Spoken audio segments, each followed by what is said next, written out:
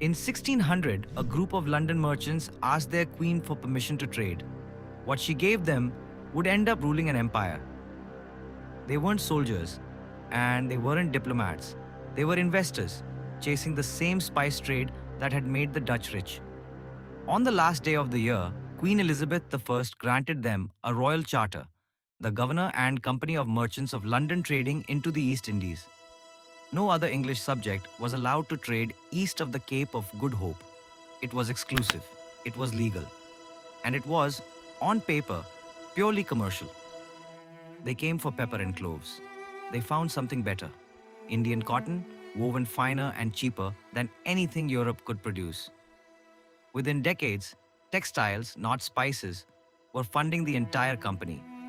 Trading posts followed: Surat, Madras, Bombay, Calcutta, each one fortified, officially, to protect goods from pirates and rival Europeans. The French and the Dutch were racing for the same prize.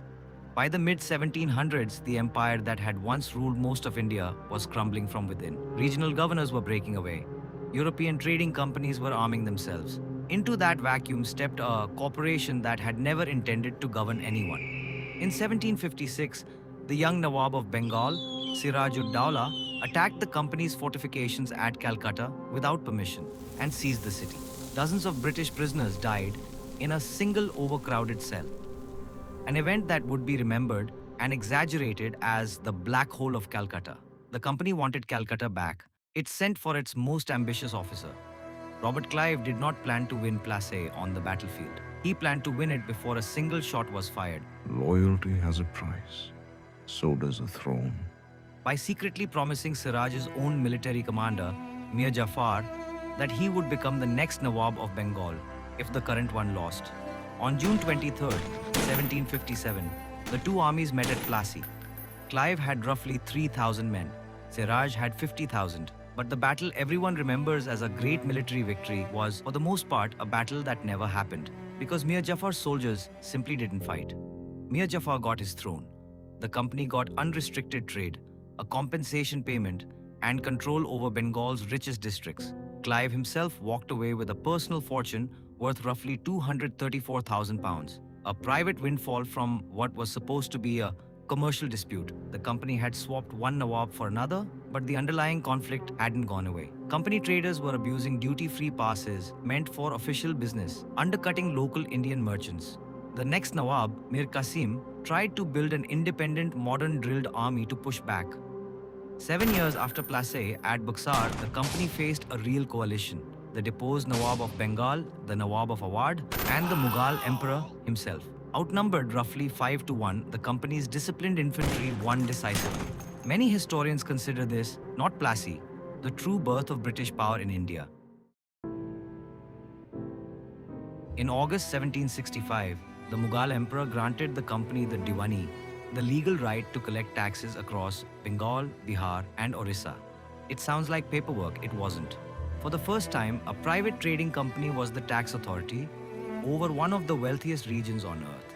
Under the new system, the company collected the revenue.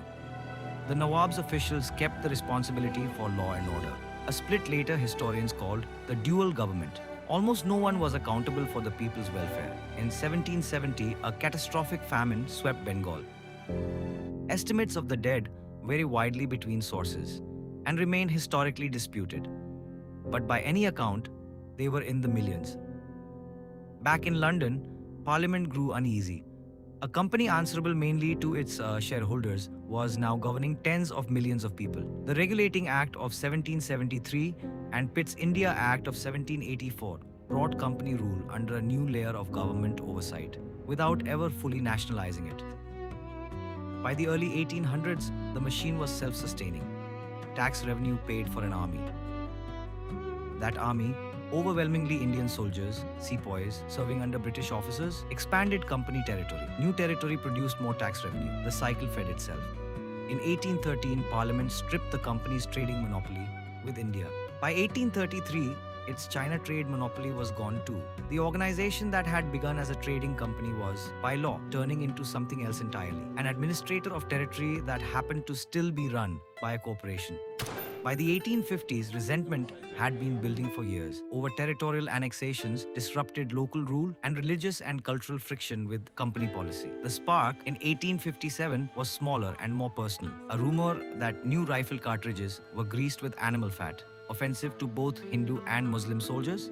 In March, a sepoy named Mangal Pandey attacked a British officer at Barakpur and was executed. Weeks later, at Meerut, the mutiny became a rebellion. Sepoys broke ranks, and the uprising spread across northern India from Delhi to Kanpur to Lucknow.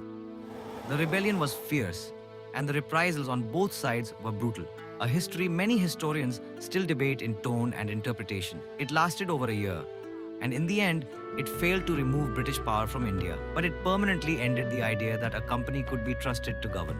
On August 2nd, 1858, Parliament passed the Government of India Act. The company's territories, army, and administration transferred to the British Crown.